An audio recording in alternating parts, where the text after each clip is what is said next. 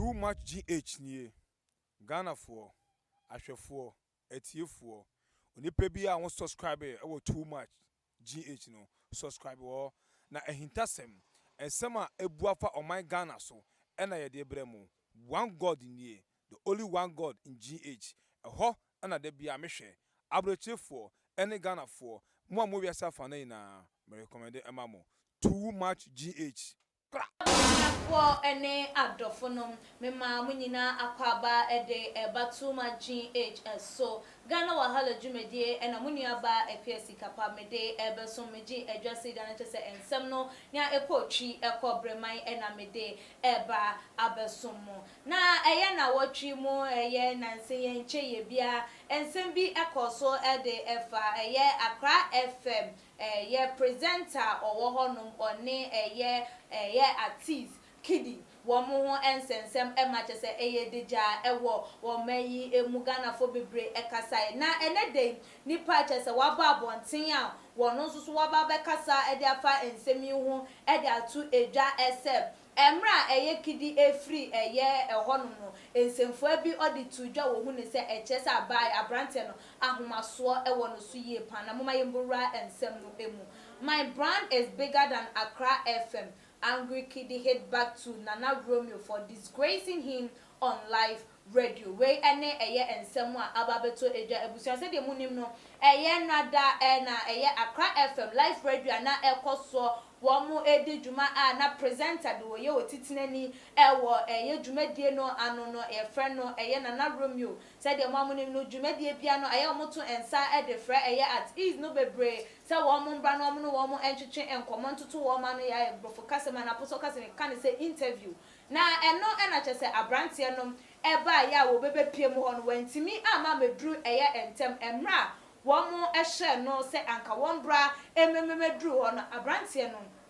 entimi endru honomo sa ebre na chese obedru ye no na is 25 minutes past that time entino ema eye radio presenter no eye Nana Romeo ne bu efu ye yie pa se eye Kidi etimi edisa ejuma no because watoto nsa ede frɛ enkrofo bebra dane dan no wo mo ba entem na so abrantie we no waye na adwen se dane dan no de wo bebo eye delay taxes ede amomo na ne nkasa ye mu no na uchema na chese wenya eye de dikan ana se eye wenya de dikan a Kidi edisa ejuma na chese we eye de tosu emi no wode aye no de dikan de tosu mi na chese wo ye na adwen se wonfa enjeja no ento no so wo beka na adwen ede akre no enunti ema wo ye ma eye okache Kidi se apologize say eye to enkrofo no because wama eye ne fans and I say ne listeners atna say atwen ya ache ensoso no na wanye den woma enti abrante no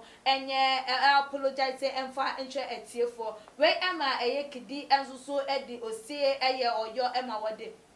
Chaupa egu from epa eye tiefo ene eye Nana Romeo no acho se enya de se ebi ebesan esi ebiemu ena wo wie ye no eye presenter meka no ho asemi eka se show ne no ano no enya de se womo ebeye biem enti wo ma oja Kidi ekwan na no ma Ghana fo bebre esusu ye se presenter no ene ye ni su ene ne banya woda na die no was unprofessional enye eni kwan se wo yes ade na asede one eye Kidi ewo issue bi dada na asede afei ena wode ababontin wo se wakwa gene gala na wakofa ni bibi enu nti na ama bi asa eyawo ne ewo ne muntu wo ye de wode se ne sa na so wo kan sa ensem no ede eche nti de ye ne de enye ne kwan so a eno no ebinom nso so ewese ane de Kidi nso so ye no na enye ne kwan so we ema chese eye music industry no enkofo bebre esore ya na chese wo mo ebebeka bi ede ema eye Kidi eye Efia Schwarzenegger Lydia Forsen ene wo mo keka wo ebebe pa eye Accra FM for actual elfa eye Kidi enyoma esisi ye no na chese wo mo emfanye de enche abrante na bia no wonim de enti aye man ne cheye ebia na issue bi emergency bi ena eba ye enti no wonye de ondo onfa enche no na ebi ensi ebiem na eno de anke yenim se akwakoda ye da esore ya abrante a wono susu nidin ene Bestmark Boache a dodo na nim ni se DJ Premier waba abonten na nsɛm a ɔde ba yɛ ne sɛ after say yɛ sake ɛyɛ kidi ɛde free ɛyɛ Accra FM live radio na ɛkɔ so no abranteɛ ne efiri hɔ no moa pɛ ɛna wɔde nsɛm wei atu edwa ɛkyerɛ ne sɛ wɔno deɛ wɔno kidi no wɔyɛ bigger ne brand ɛyɛ bigger than Accra FM na enya de se wo betimi edi fiti na na so wo betimi aye ni bibia ede asai eye wono ni reputation we ene eye allegation na se nsɛm eye yenua bema Bismarck Boakye no wodi etu edwana kyese eye dia ana say embarrassment a womo ede ema no na che o ma womo ehunu say odo so magu nanimu ase ede na so womo enkan ehunu say wono kidi no ne brand no eye bigger than eye Accra FM na wodi ensem we atu edwa efa eye ensem akidi ekatwe no after say yesaki ne every the premises hono no wodi tu dwa epe na Ghana for say there bi o eye Bismarck yi oya sure sekidi ene kan asem na ede che na so wo ka dia to no so magana for ehunu say abrante ne sa ye wo ye disrespectful arrogant no e wonu de nti na bema no ayesa na che say akoye he e wo Ghana ha se obia e che na dwen say da bi